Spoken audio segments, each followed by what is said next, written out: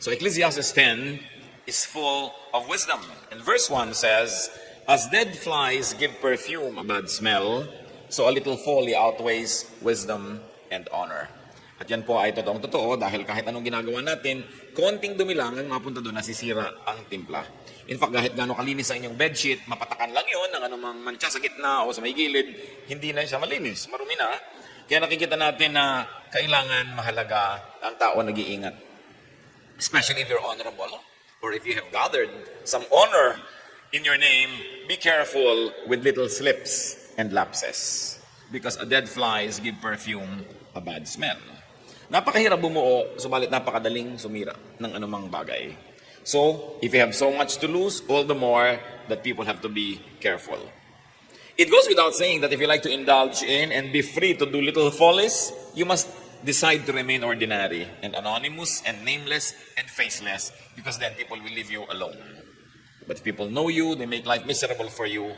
Kaya po yung mga naghahanap na maging sikat, mayaman, makapangyarihan, hindi nila alam kung minsan ang hinihingi nila na napakalaki ng bayad nun. Sabi nga ni Solomon, as the goods increase, so do those who consume them. So subukan ninyo na maliit lang ang income nyo, no? Relative knocks at your door. Pero pag lumaki na yung income nyo, nag-abroad kayo, nagkaroon kayo ng negosyo, dumarami mga kamag-anak nyo, pati yung mga hindi nyo kilala, tinutuntun kayo. Kasi mahirap yung nakikilala talaga. So, sabi niya, a little folly will destroy all that.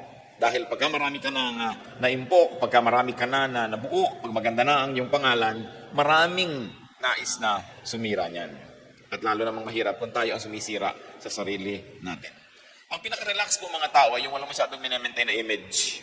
Yung hindi siya masyadong sikat, hindi siya masyadong kilala, hindi siya masyadong hinahangaan. At pagka nangyari yung mga ganun sa isang tao, humihirap ang kanyang buhay. Because you have to maintain so much. Kaya yung mga biglang yumayaman, tapos hindi mo naman maintain yung yaman mo, ang hirap na bumalik ka doon sa dati. Kaya dapat ang tao, kahit ang yaman niya ay pang number 10 rank na, dapat ang behavior niya pang number 6 lang o 7, para kung sakasakaling bumaba ulit yung yaman niya, hindi siya nahihirapan mag-adjust. At hindi sobrang nagpipiesta yung mga nainggit sa kanya. Kaya ang mga taong marurunong, kahit tayo umaasenso, hindi natin lang pinapakita yan, hindi natin ipinapahalata. At nang sa ganoon, mas tahimik ang ating buhay. Pagka po ang mga tao ay naaangat kesa sa iba, malaking bigat ang kailangan niyang dalhin para siya manatiling nandoon sa kanyang pagtaas na yon. Ano po ang pwede nating matutunan mula dyan sa simpleng wisdom na yan? That there are many people who don't like naman to become popular, but they become popular. There are many people who like to serve the country, who like to serve their town or their province, and eventually they seek public office and they are thrown into the limelight. There are people who practice their craft, very good artists, who become very popular. Even in the Christian community, there are pastors and there are teachers and singers and artists who become more known than others. How can we help them? Let us be kind, or let us be kinder and gentler to popular people, to the so-called famous. And even sometimes, though it should not be happening, but it happens, even among religious circles, nagkakaroon ng mga star gospel singers, mga star teachers, mga star pastors. And especially if these people really never sought such status, we should be kind to them. That we should allow them to have a life, and that we should not magnify even their errors, even their shortcomings. As the Arabs say, even a good horse must be allowed at least one fall. Kaya nakikita niyo po ang nangyayari kuminsan, even sa Christian community, may mga sobrang nagiging mga sikat na mga speakers, may mga television programs sila, meron sila mga kung ano-anong multimedia presentations to the public. Pag nagkamali sila, ang laking iskandalo, ang laking gulo, no? Pero kasi inaasahan ng mga tao, kung mo sumikat ito, kung mo nakilala, hindi na ito magkakamali. Wala namang pinagkaiba yung kilalang kilala sa hindi kilala eh. Sa kanilang pagkatao, sa kanilang espiritualidad, wala namang pinagkaiba yun. Mas lumalaki nga yung burden ng mga kilala. So, in dealing with people, whether they are religious or whether they're just professional people or just artists, consider a person's batting average more than his or her isolated failures. Pagka po nagkakamali, halimbawa ang inyong asawa, nagkamali ang inyong anak, o nagkamali ang isang leader, ang isang civic leader, isang religious leader, hindi niyo suhusgahan sa isang niyang pagkakamali. Titingnan niyo yung average. Ano ba ang average grade niya? Ang general performance niya, 85 and above. That's already excellent. That's already very good. I will not expect perfection from my wife, from my husband, from anybody, even from my religious brothers and sisters and leaders. Dahil ang nangyayari, pinahihirap po natin ang buhay ng ating kapwa. At pag sobrang mataas ang expectation natin, konti na lang o wala na lang taong magtatangka na pumapel sa ganong mga role sa buhay dahil mahihirapan sila. na lagi nababatikos, laging kinikriticize sa mga tao. So apply this truth to wives and husbands, to children and parent relationship, no? To followers and leader dynamics, even to audience and performers. Na huwag nating hayaan na mas-spoil ang isang napakalaking bagay dahil lang sa isang maliit na bagay. Kumisan, meron kayong malaking preparasyon, meron kayong pagdiriwang, tapos nainis ka lang doon sa umaga, inis ka na maghapon, sinira mo na ang lahat. Huwag kayong maniniwala doon sa, ay, nasira ng araw ko. Pag sa umaga pa lang, parang may nasisira na bahagi ng inyong araw, itigil nyo na yun doon, contain it there, stop it so that the rest will be preserved. Yung sabihin, ayan, nasira ng araw ko, and then patutunayan nyo na nga na nasira na, daladala nyo na maghapon. Huwag nating palalalain ang isang bagay na hindi maganda. Because the work of the people of God is to contain evil, to stop it, to limit it from affecting more and more people. Then verses 2 to 3 of Ecclesiastes 10, the heart of the wise inclines to the right, but the heart of the fool to the left. Even as he walks along the road, the fool lacks sense and shows everyone how stupid he is. Now, before you demonize your left hand, no, and worship your right hand, symbol lang yan. At naging symbol, sa napakatagal ng panahon, yung kumakaliwa, pumupunta sa kaliwa, na parang nagkakamali. Pero hindi ibig sabihin na yung kaliwang bahagi na inyong katawan ay masama. No? At lahat ng nasa kaliwa ninyo ay masama. Don't take it too far. But what is the verse saying is that people have inclinations.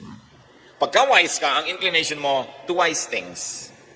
Pagka foolish ka, ang inclination mo to foolish things. So people can be known by their inclinations. And people's actions can almost be predicted by their inclinations. Halimbawa, alam mo napakahilig sa alak nito, napakalasenggo nito, tapos hinayaan mo, hindi mo binantayan, hindi naman siguro unsafe to think na baka naglalasing siya. Kasi ang tao may inclination. At sabi nila, history repeats itself.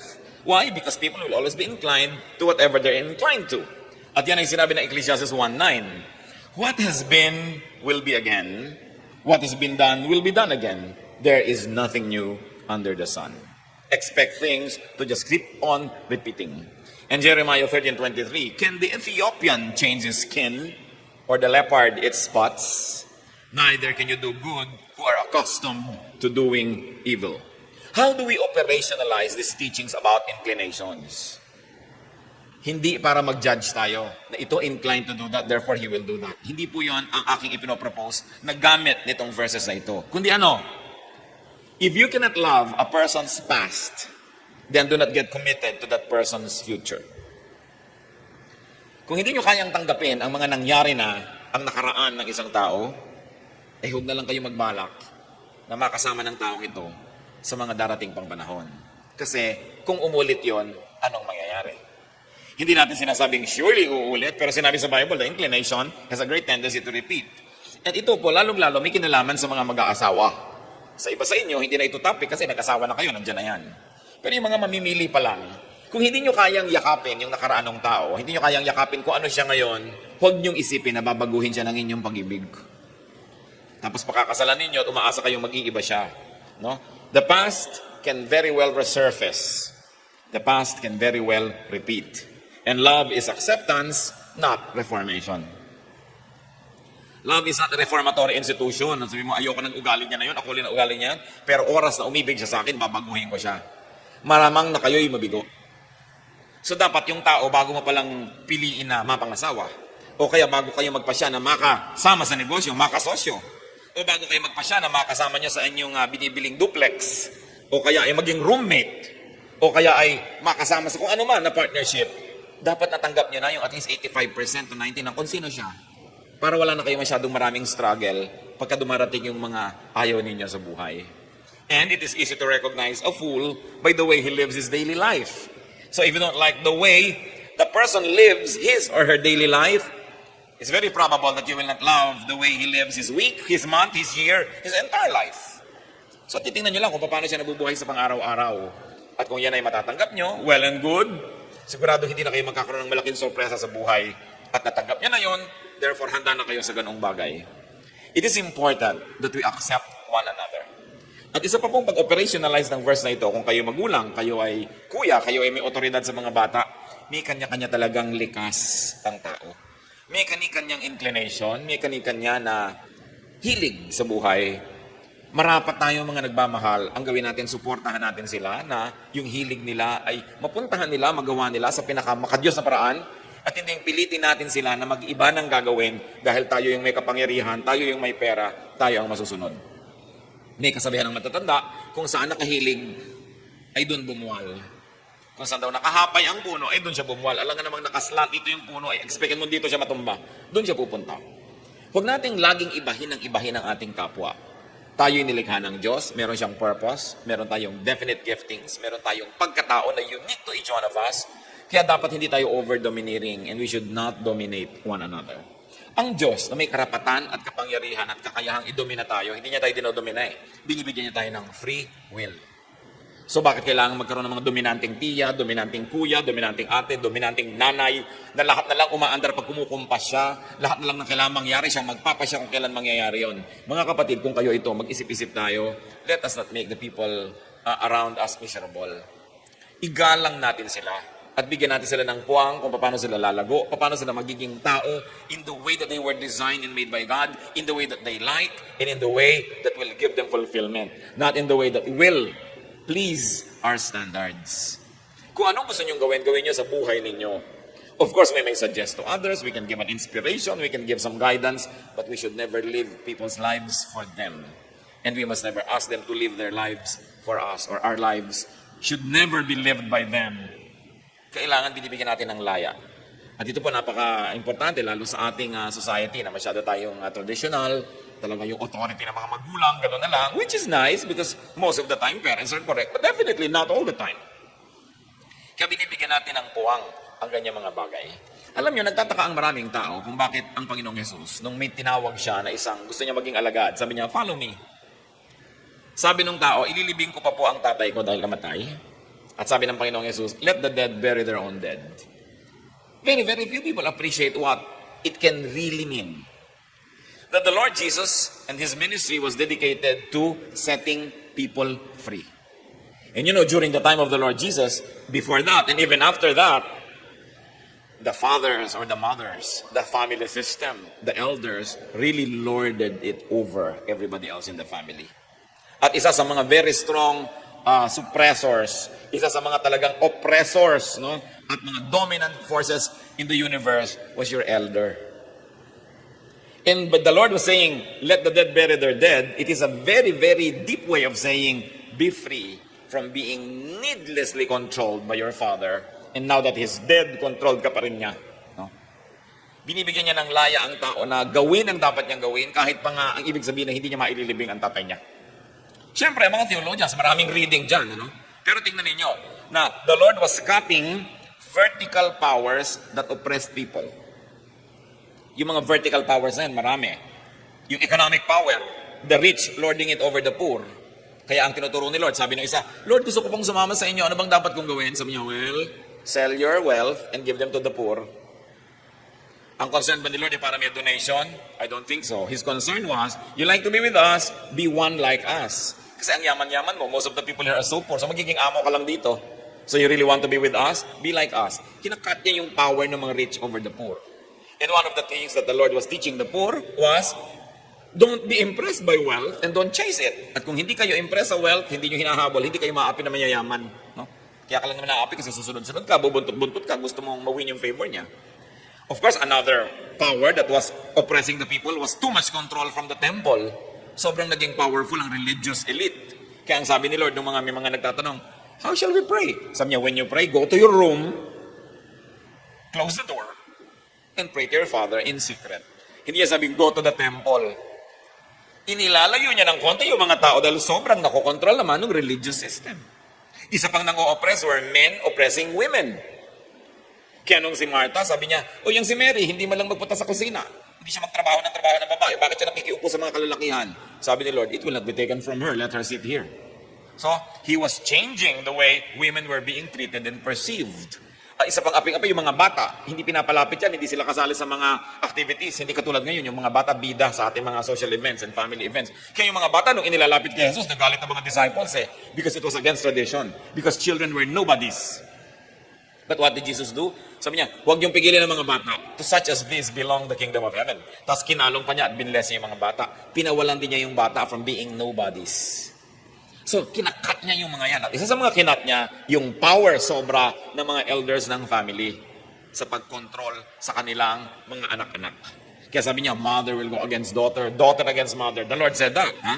Hindi para guluhin ang mundo, kundi para ayusin ang mundo. Para palayain ang mga taong sobrang na-oppress ng gender, ng economic system, ng mga family hierarchy, pati ng government hierarchy, pati ng church hierarchy. Pinapalaya niya kasi yung konting-konting tao na nasa ibabaw ng buong social system, sila lang ang nag-enjoy sa buhay. Sila lang ang nasusunod. Yung gusto lang nila ang nakakapangyari. So, ano sinasabi natin dito? At kinalaman ito, dito sa sinasabi ni Solomon, huwag kayo mandomina. Usually sa pamilya natin may sobrang mga dominante, no? Yung laging ulam na gusto nila, yun ang laging lulutuin. Kung ayaw nila ng radyo, walang magra-radyo, di ba? Kung gusto nila may radyo, nabingin ang lahat dahil nagra-radyo sila. Dapat bigayan. Dapat ipinapasa mo rin sa iba yung remote, no? Hindi ikaw lang may hawak, gusto mo ilipat-lipat ka ng lipat. So, anong ginawa mo sa buhay para ikaw lang, kung ba ikaw may hanap buhay, kung ba ikaw yung may pera. So we should set people free. And especially husband and wives. Lalo't kayo kasal na, yan ang asawa ninyo, tanggapin nyo na. Para madali-dali ang buhay nyo. No? Huwag nyo nang laging ambisyon yung baguhin niya dahil pinakasalan nyo, ganyan na yan eh. No? So, tanggapin nyo na. At tayo naman, kung gusto nating paligayahin yung mga nagmamahal sa atin, let's try to accommodate them. Tayo yung mag-adjust, tayo yung magbago. Pero hindi yung iba ang dinodominate mo para magbago sila. Iba naman pag nagvo-volunteer siya magbago para lumigaya ka eh. No? So, dapat yung tao naman na nagvo-volunteer, pero wala naman dapat pumipilit sa kanya. Tatahimik ang mundo pagka sinunod natin ang mga karunungan na ito ni Solomon. Ecclesiastes 10:4, if a ruler's anger rises against you, do not leave your post. Calmness can lay great errors to rest. Pag daw nagalit sa iyo ang nakakataas, huwag ka agad mag-resign, huwag ka agad tumakas, huwag ka agad umiwas. Bakit? Yung mga tao po na matataas ang posisyon, liban na lang napakalaking pakikipagsapalaran kaya lang sila nandun, usually magagaling yan. Magaling ka para ka maging leader. At kung di ka magaling, mawawala ka rin dyan. So kung leader ka ng matagal, magaling ka nga. So it takes galing to become a leader and it takes a lot of galing to remain one for a considerable length of time. So if you have a leader, if there's somebody powerful and has been there for quite a time, asahan nyo magaling yon. So kung nagalit sa inyo, nagkamali kayo, huwag kayo agad matakot. Sabi nito si Solomon, when facing a powerful person's anger, do not distance yourself needlessly. Do not abandon your duty. Do not resign immediately. Why? Because calmness can lay great errors to rest. Yung mahuhusay na tao, bigyan mo lang yan ng konting panahon, makapag-isip-isip. Huwag mong i-provoke na lalong magalit. Huwag mong pilitin na gumawa ng mga drastic measures. Makakapag-isip din yan. At makikita rin niya ang iyong posisyon. Mauunawaan ka rin yan. At kung sakaling meron ka rin talagang mali, mapapatawad ka rin yan. Lalo't pag tinignan niya yung batting average. Kadalasan kasi, karamihan naman sa ating mga kapwa-tao, hindi nakakaranas na magkaroon talaga ng napakataas na posisyon. So hindi nila alam kung paano umaandar ang utak ng isang tao mataas ang posisyon. Na as much as possible, ayaw naman niya na masacrifice ang maraming tao, lalo't mahusay ka.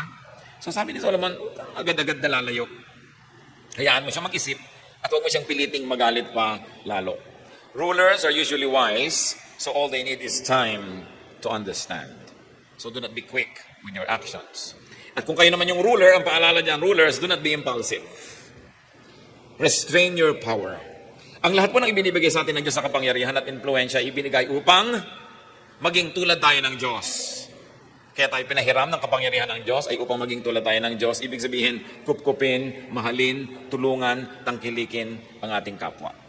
Ang kapangyarihan ay hindi dapat ginagamit para sa sarili lamang at lalong hindi ginagamit para lang bigyan ng kasiyahan yung ating vindictive nature, yung ating mga impulses. Kaya mas makapangyarihan ang tao, mas kailangan marami siyang panahon ng pag-iisip, pagbubulay-bulay, at nang sa ganon, hindi niya magamit sa mali ang ipinahihiram ng Diyos na kapangyarihan. Verses 5 to 7. As you can see, the topics keep changing kasi collection ito ng wisdom. At ang challenge sa ating lahat, habang nadidinig natin ito, gumawa na kayong mga kapatid ng application sa inyo-inyong mga buhay. Sabi niya, ito ba'y para sa akin? Sabi, hindi relevant. O sige, baka yung next verse sa akin. Kasi hindi lang to relevant ngayon, pero tatandaan ko dahil baka next year, biglang kailangan ko pala ito. Itatago ko na sa aking memory. 5 to 7. There is an evil I have seen under the sun, the sort of evil that arises from a ruler. Fools are put in many high positions, while the rich occupy the low ones. I have seen slaves on horseback, while princes go on foot like slaves. Sabi ni Solomon na napakarami na niyang naobserbahan ng mga kaharian, mga pamahalaan. Sabi ganoon, meron pang isang uri ng kasamaan na tanging yung mga makapangyarihan lang ang pwedeng magpromotor. Sabi ganoon, there is an evil that can come from rulers, and this is favoritism. Giving high positions to unqualified people and giving low positions to qualified people. Pag sinabi niya ditong rich, ibig sabihin niya educated, trained. Kasi nung araw sila yung rich, ibig sabihin trained ka, educated, qualified. Pero sabi niya, may mga ruler ang pinipili nila, mga mangmang, hindi naman marunong mag-rule dahil ang kamag-anak nila, dahil kaibigan nila, dahil natutuwa sila. Hindi ganon. Dahil ang pamamahala ay galing sa Diyos. At napakinggan din sa Tagalog, pamahalaan, which many people believe to root from pamamahala, which roots from bahala, which actually roots from bathala. So kung ikaw ay namamahala, ay ikaw ay nagiging parang munting bathala. Ibig sabihin, ginagawa mo ang mga responsibilidad, tungkulin at prerogatives ng may kapal. Ibig sabihin, tulad ni bathala, dapat maibigin ka rin, natulungin at hindi mo ginagamit ang iyong lakas para lang sa iyong sarili. So tayo man, ano man po ang ating posisyon mga kapatid, sa opisina, sa community, sa pamilya, kahit saan, sa church, sa gobyerno, ang lakas na hawak natin ay ipinahihiram ng Diyos para tayo mamathala, para tayong mamahala, para ibigay natin sa mga mahina, sa nangangailangan.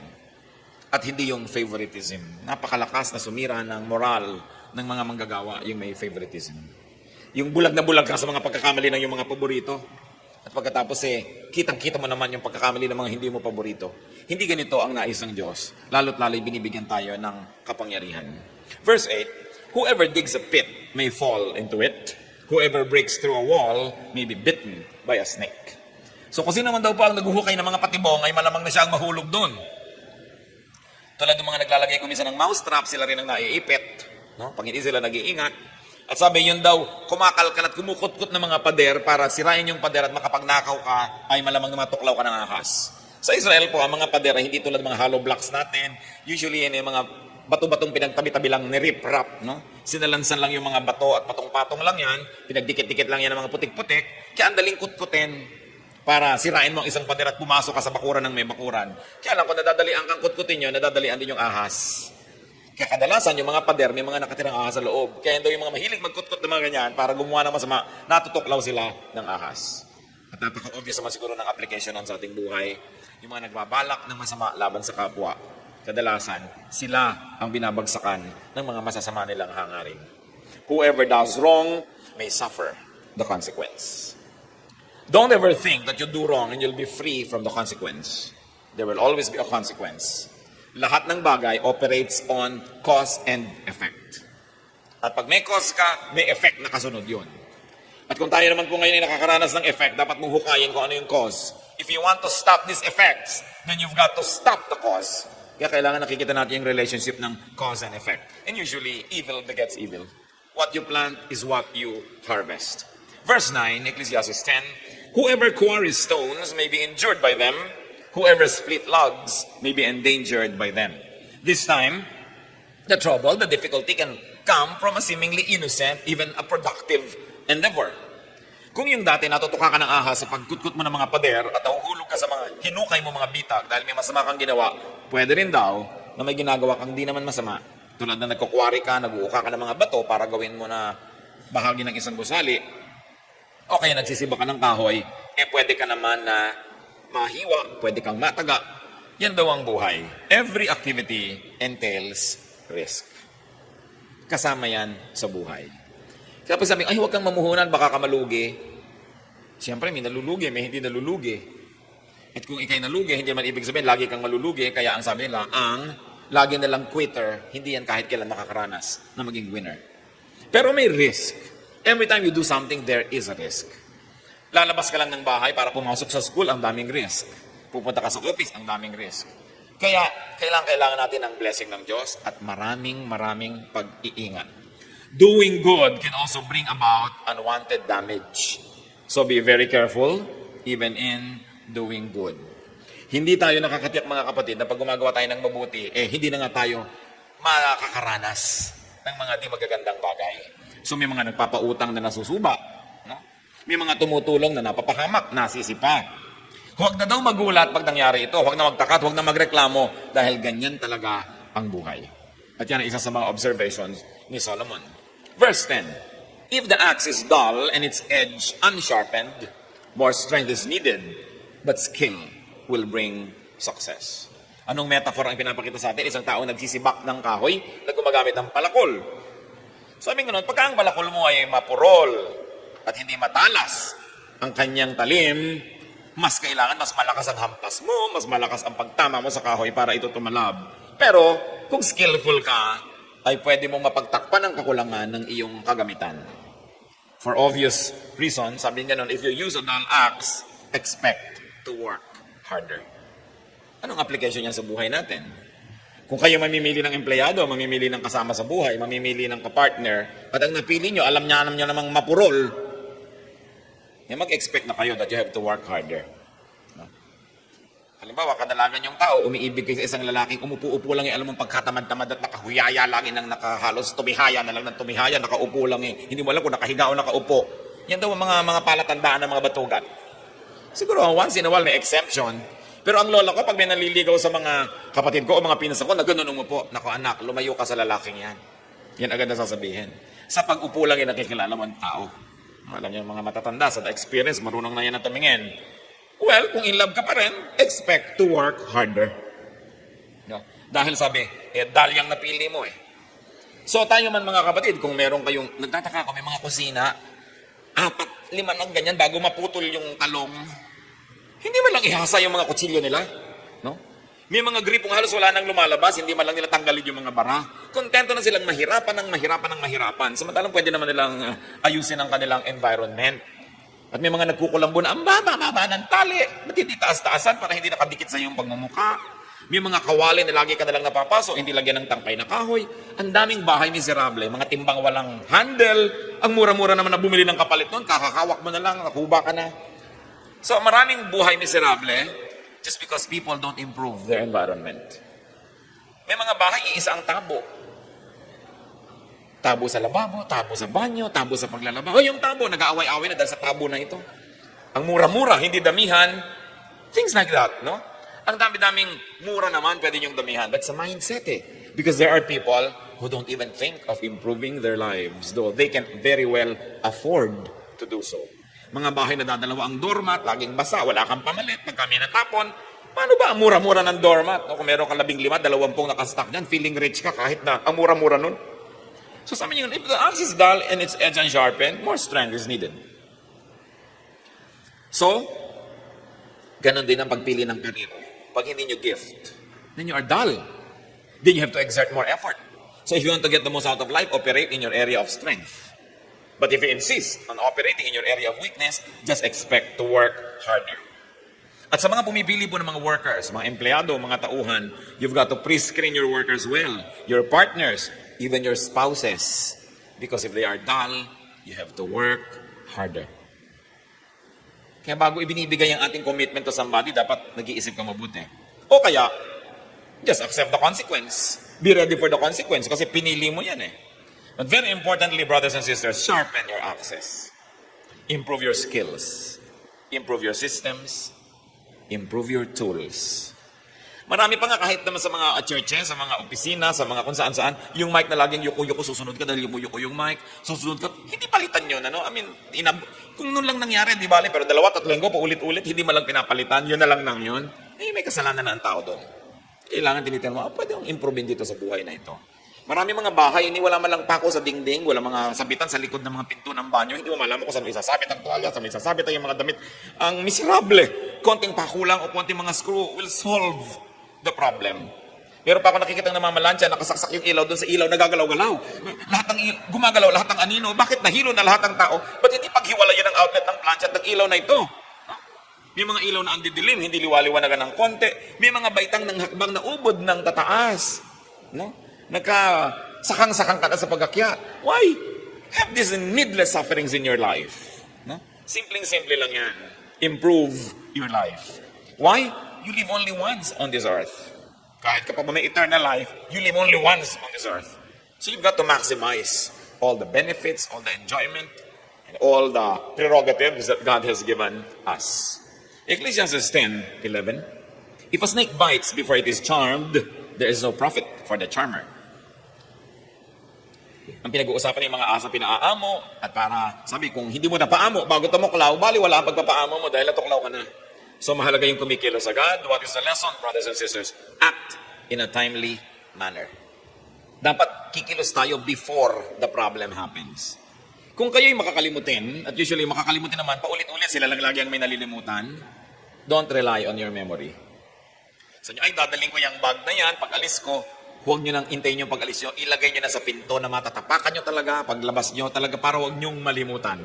Ipupwesto nyo where you will not forget it, kung kayo forgetful. In other words, gagawa ka ng paraan naman para hindi pa ulit-ulit na lang yung problema mo, pa ulit-ulit na lang yung mga mali, no?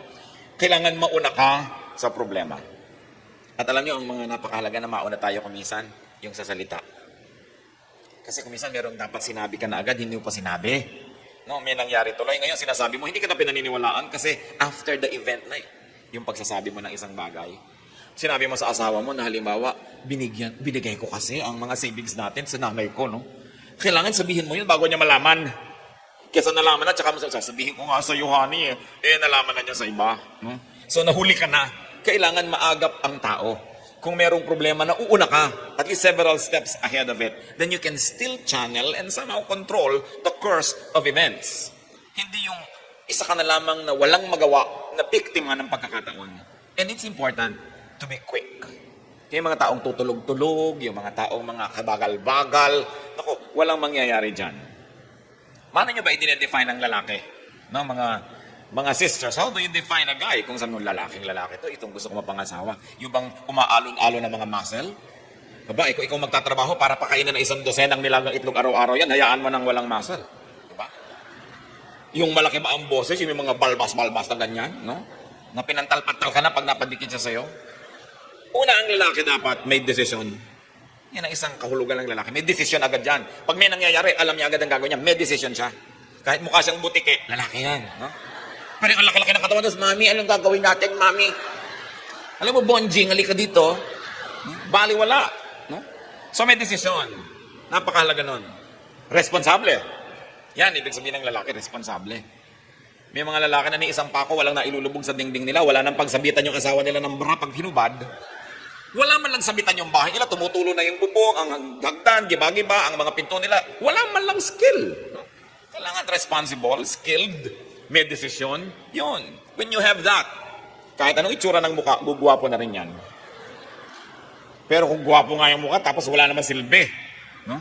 Ganon din yung babae, ang ganda-ganda, tapos hindi marunong manahit, tanggal-tanggal lang yung mga ganyan mo, wala man lang alam kundi magpakyut at magsuklay.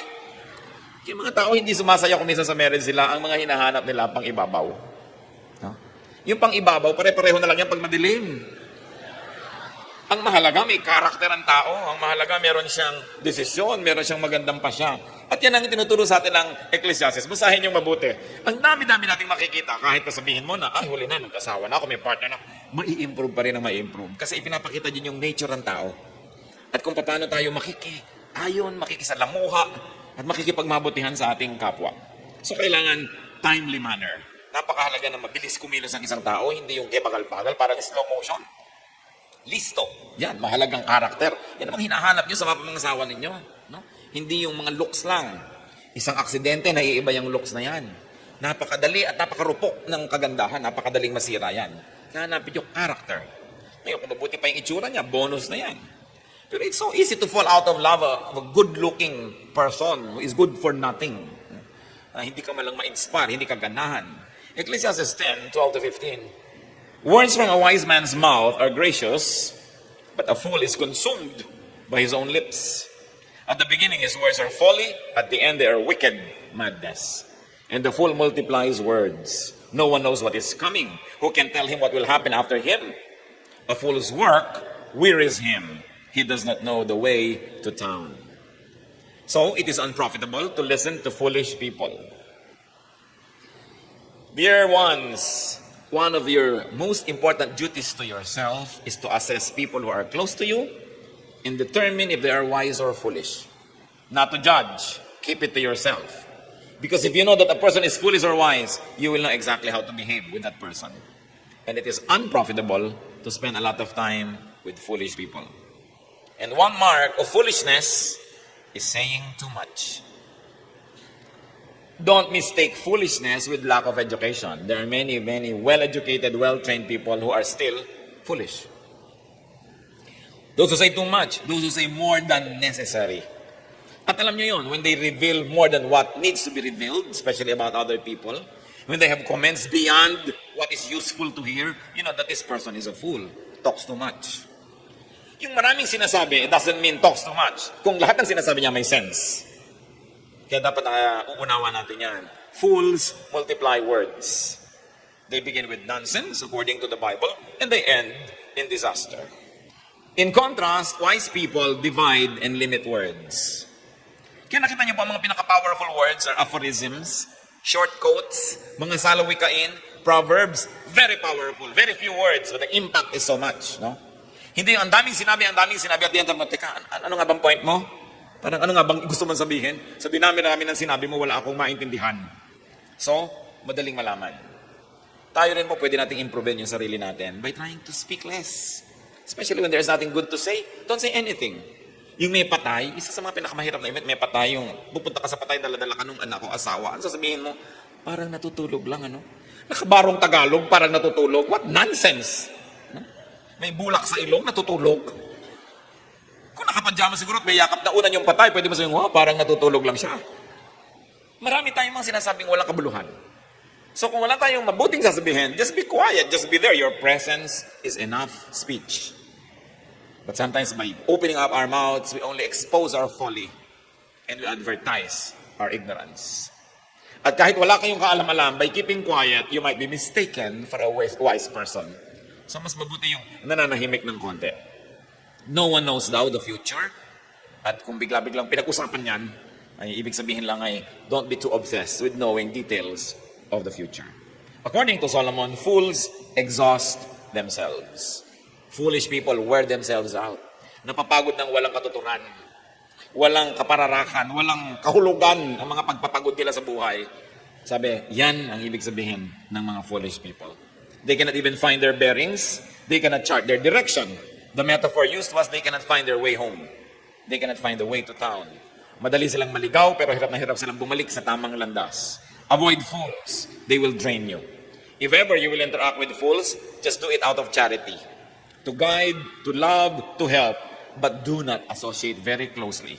Kasi nakakahawa yan. Nakakahawa maging ang mga kahangalan ng tao. Kasi tayo parang mga sponge tayo Kasi man tayo ibabad, tatablan tayo nun. Kaya nag-iingat tayo. Ecclesiastes 10:16-17. Woe to you, O land, whose king was a servant, and whose princess feast in the morning.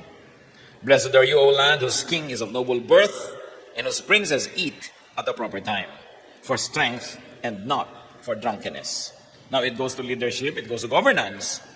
Sabi ni Solomon, people are headed for disaster when their leader is not of noble birth, which really means not of noble character.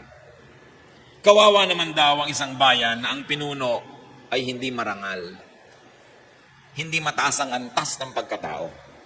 Sapagkat gagamitin lang niya ng pahiram na kapangyarihan para sa sarili at para sa mga paborito. Kawawa daw ang isang bayan na ang pinuno ay hamak ang pagkatao. Hindi siya hamak ang bulsa, hindi hamak yung economic situation, yung character. At makikita nyo yan, may mga tao kayong hahangaan sa napakataas naman ang pagkatao nito. At meron naman talagang hamak na hamak. No? Yung parang kulang na lang maging hayop ang asal, ang ugali. So anong tinuturo sa atin dyan?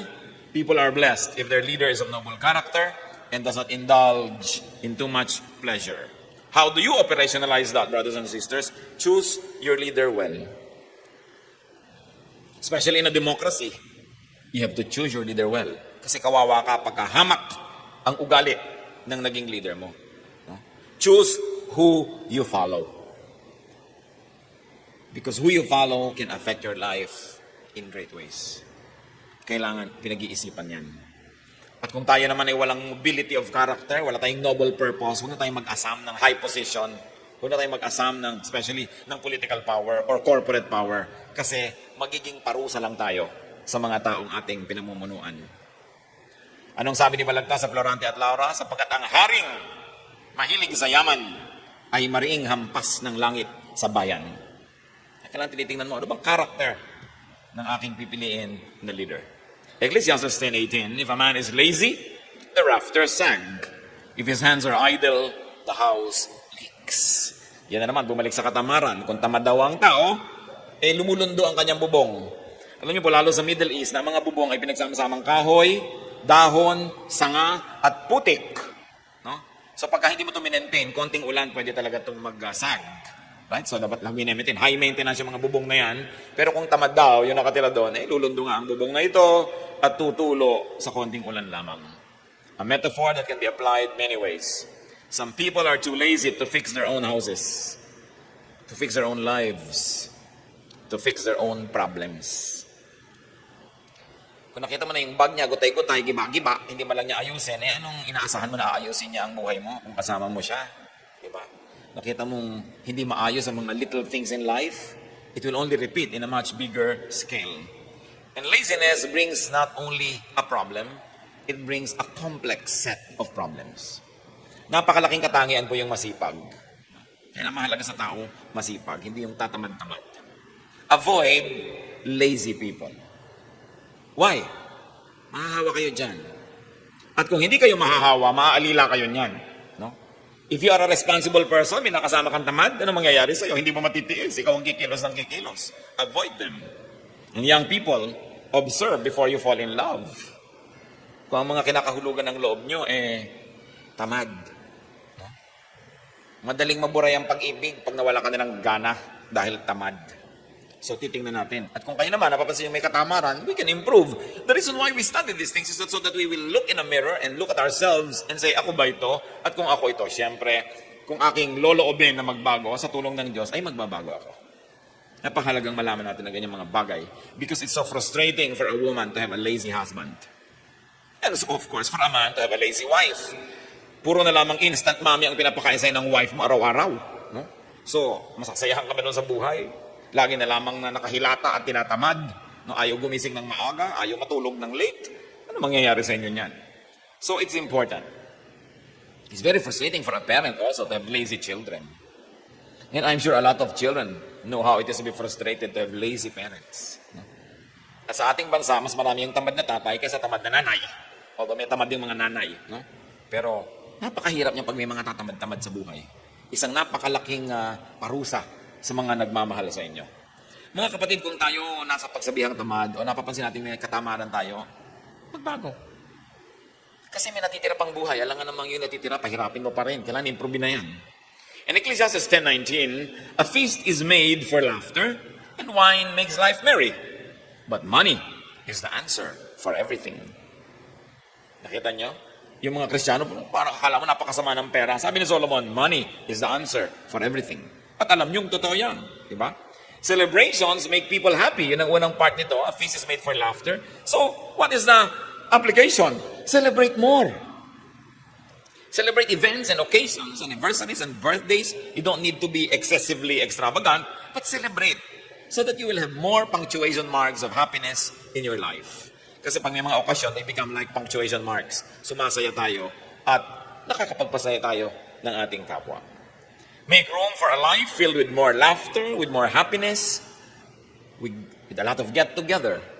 Yung mga bahay nyo lang, mga kapatid, sa simpleng-simpleng pagpipinta at sa tamang mga kulay ng ipipinta, you will add so much cheer to your life. Pagpasok ba ng bahay nyo, ubod ng dilim? Diba? Dapat gawa ng paraan, paliwanagin naman yung mga kulay, yung pintura, laki-lakihan ng mga bintana, palitan ng mga ilaw para maligaya, masaya. No? Ano pong isa sa mga definition ng isang ideal woman sa Proverbs 31? Her light does not go out at night. Ibig sabihin, pinahahalagahan sa kultura ng Israel na may ilaw, na maliwanag. No? So, let light come into your house, let your house be cheerful, at kayo mga sinasabi ng mga modern art, ng mga monochromatic, puro brown lang, puro ganito lang. Lagyan nyo ng mga yellow, mga pink, mga blue, para masaya. Hayaan nyo ng baduy. Yung iba naman kasi, napilit na may mga artistic pretenses, no? Pero hindi naman yun ang totoong taste nila. So kung ano yung nagpapaligaya sa inyo, sabihin nyo mga kalendaryo, mga diploma, sumasaya ba kayo? No? Pasayahin nyo yung inyong bahay. Because Space defines behavior. At yan ang dapat inaaral. Ayan, pinag-aaralan niyo ng mga architects, pinag-aaralan niyo ng mga interior designers, di ba? Kung ayaw niyo halimbawang tumawid ang mga tao dito, maglagay lang ng kayong 3 tabi-tabing paso. Liliko na sila. Na-control niyo ang behavior sa pamagitan ng 3 paso. Di ba? Magkalagay na isang mahabang bangko dyan, walang dadaan, iikot sila. Yun lang. You control behavior. That's why you've got to put a lot of premium on how you use your space and how you present it to all members of your family. Because it affects behavior. Pasayahin niyo ang inyong mga paligid, pasayahin ang mga bahay, because there should be more laughter and happiness in our lives. No? At sabi, money solves everything. Of course, everything as a word is an exaggeration, but there's a lot of truth in it. Money talks. And you know, when it does, people listen. So anong moral lesson? Make money and use it well. Huwag niyong masamain ang paggawa ng pera. Yung mga iba, akala nila, pagka Christian ka, religious ka, akala mo kasama-sama ng pera. No? Mahalaga yan. At kung ayaw niyong gustahin sa inyong sarili, gustahin niyo para sa iba. Pero ang maganda, may ginagasta kayo. So kasama ng pagiging tunay na mananampalataya, yung masipag ka, that you create wealth, that you make surplus income so that it will not only be for you but for others too. Sinasabi rin niya sa New Testament, earn more than you need so that you can give to the needy. Money is the answer for everything. So make, save, and multiply money. And use money positively, creatively, constructively, and wisely.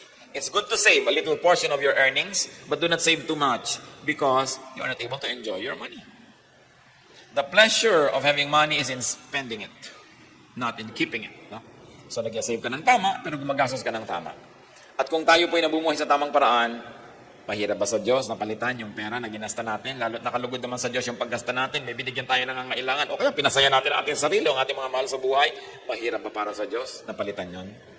Yung iba kaya hindi napapalitan ng blessing nila kasi hindi naman nila ginagalaw, punong-puno na nandun na. So bakit mapapalitan?